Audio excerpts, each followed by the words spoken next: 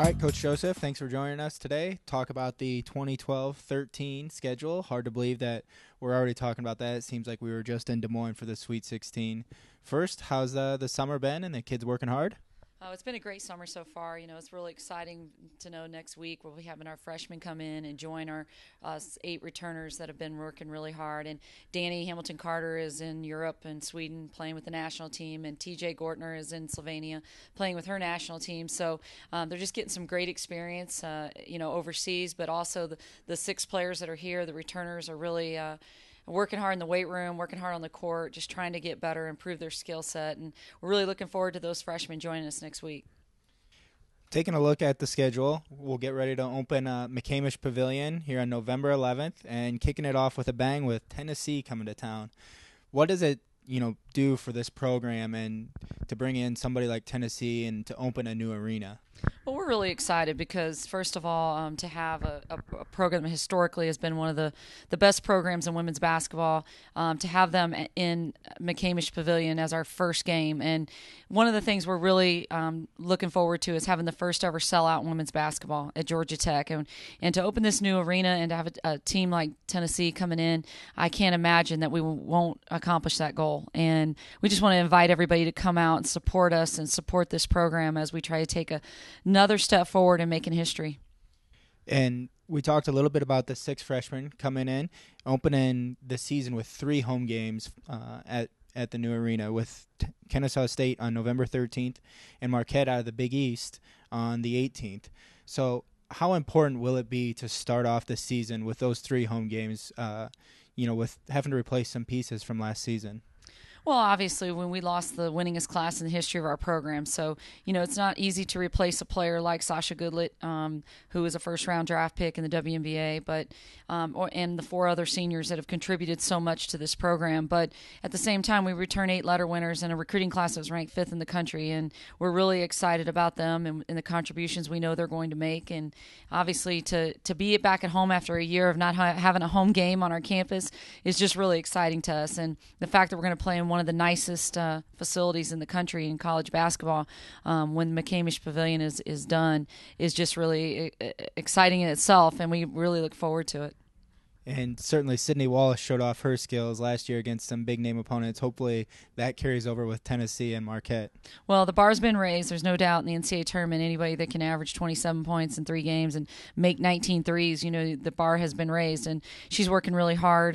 But obviously Ty Marshall is a player returning for us that we feel is one of the best players in the ACC and possibly the country. And we're looking for big things from her heading into this next season. Next, head on the road for the first time, but not for a true road game. Head down to San Juan for 2 games against 3 of North Dakota State, Eastern Kentucky, or Wisconsin, Milwaukee. Went to San Juan last year, played Rutgers and Green Bay down there. What did you see in that tournament that made you really like it and want to go back there again? Well, one of the things what we just felt like you get an opportunity to play on a neutral floor against some good competition, and we felt like that's just really something that our players can benefit from. It's a tournament type experience, and anytime you can play in tournaments, you get that feel for what it's like. And to have 5 freshmen, actually 6 freshmen, and have that opportunity for the first time to be in a tournament, I think it's really important that they get that feel and what that experience really entails. And these tournaments aren't something that are new for you in this program. You've gone to the Virgin Islands and to the Bahamas and to other things. And how important is that for you just to kind of give the kids a taste of some fun?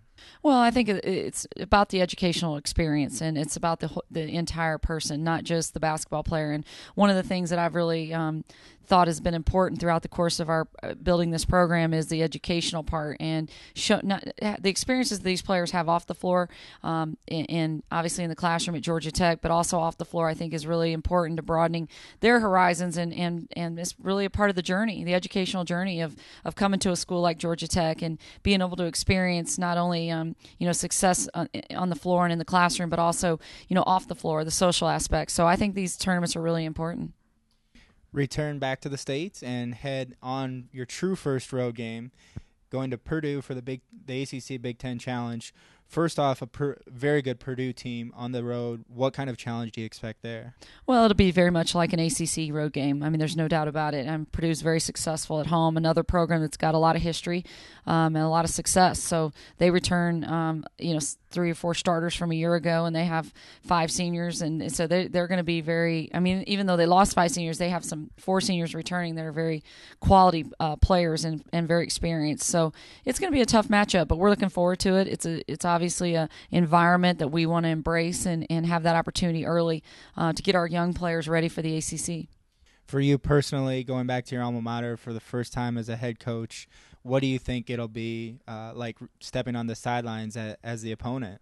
Well, it'll be interesting because it'll be the first time I've ever been in that arena and sat on the visitors' bench, and so that'll be a new experience, obviously. But it'll obviously be a tremendous opportunity for our players, but just a great experience for me to get back home and have an opportunity to take our team, our Georgia Tech team, back in front of a lot of friends and family. And, it's just a lot of tradition at Purdue, and I've been fortunate to be a piece of that, and to take my team back there and have that opportunity to experience that with them is just exciting for me.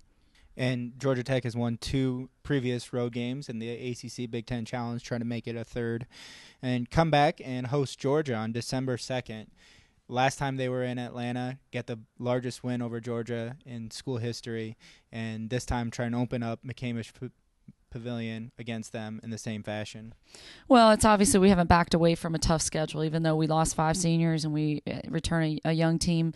We haven't backed away from playing the best teams in the country. And, Georgia, obviously, you can throw out the records, you can throw out everything when you play Georgia and Georgia Tech play each other, and it'll be a tremendous battle. And I can promise you that our players will be ready to play, and I'm sure their team will be ready to play. And I don't think anybody will walk out of McCamish Pavilion disappointed to come and watch that matchup. And certainly another game in which there will be a big crowd and get in front of that big-time environment. Right, no doubt. And that's what, we want our players to want that when they choose Georgia Tech. It's because, they want to play on that stage. They want to play against the best teams in the country, and they want to compete year in and year out at the highest level. 2 more non-conference games at home, Alcorn State on December 16th and Washington on December 21st. Can you just talk a little bit about, Washington coming back cross country for a return trip that we went out there a couple years ago? Right. I mean, it's another opportunity to play against a BCS conference in the Pac-10.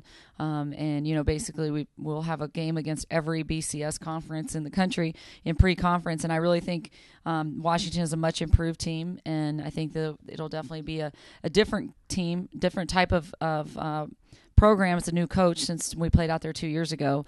So it'll be a little bit different preparing for Washington, but we're very excited about that opportunity. And certainly a successful coach. He had arrived at Washington from Xavier after building them up, so it'll definitely be a challenge there as well. Yep, no doubt about it. Round out the non-conference schedule by going down to the Florida International Sun and Fun Classic for 2 games right before the new year. Again, get that tournament-type environment. What are you looking forward to there? Well, again, just the situation of putting our players, one game will probably most likely be a neutral court game, another one will be a home court game, and playing in a tournament-like atmosphere. And that's what we've had to face every year, except for this past season in the NCAA tournament. So, again, it's just a situation where you want to give your kids those type of experiences on a national stage and playing in a tournament-type situation and playing against a team that's been competitive for several years, and also just the opportunity to have a little time of rest before we, in a nice climate in Fort Lauderdale, right before we start ACC play. And we don't know the dates for the ACC opponents, but we do have those opponents. And the ACC going to an 18-game schedule this year, expanding from 16 this past year and 14 the year before. What sort of challenges does that pose? Well, I definitely think it makes things a lot more difficult. It definitely, you've raised the bar as far as the number of quality teams that you have to compete against. We went from 14 to 16 last year, and then we went 16 to 18 this year. So we've jumped four games against quality ACC opponents in 2 years. So it presents a tremendous challenge, especially for a young team. And this conference isn't getting any easier. There's no doubt about it that next year we have 2 teams at the very top that return almost everybody from a year ago. So it's going to be a tremendous challenge, but we've never backed down, and we won't back down now. And we're looking forward to it. And what we do right now will prepare us for what we're doing in June and July will get us ready for August, and August will get us ready for November, and that's what we're looking forward to, is that transition, growing this team, and I think by February this could be a very special team. And some big names in the ACC come to McCamish Pavilion this year. Clemson, Florida State, Miami, North Carolina, Virginia. Can you just talk a little bit about the home schedule that we get with the ACC play? Well, I think we've got some very challenging competition, obviously, coming in here. I think it'll be exciting for our fans and for our alumni to be able to come out and support this team, because I think that we're going to be very competitive, very athletic, very quick, and be able to get up and down the floor like we have in the past in a very athletic way. But those teams that are coming in here have similar type teams. So it's a very exciting brand of basketball to watch. And I think that anybody that comes to watch those games will not walk away disappointed. They'll be very excited that they had an opportunity to see some of the best women's college basketball in the country. Awesome. Thanks very much, Coach, and we look forward to the season. No problem.